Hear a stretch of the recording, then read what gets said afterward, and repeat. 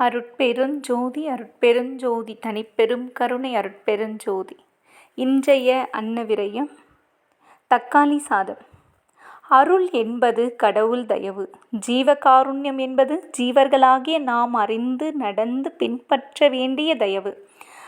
சிறு வெளிச்சத்தைக் கொண்டு பெரு வெளிச்சத்தை பெறுவது போல் சிறிய தயவாகிய ஜீவகாருண்யம் என்னும் தயவு கொண்டு பெரும் தயவாகிய கடவுள் அருளை பெறுவது மிகவும் சுலபம்.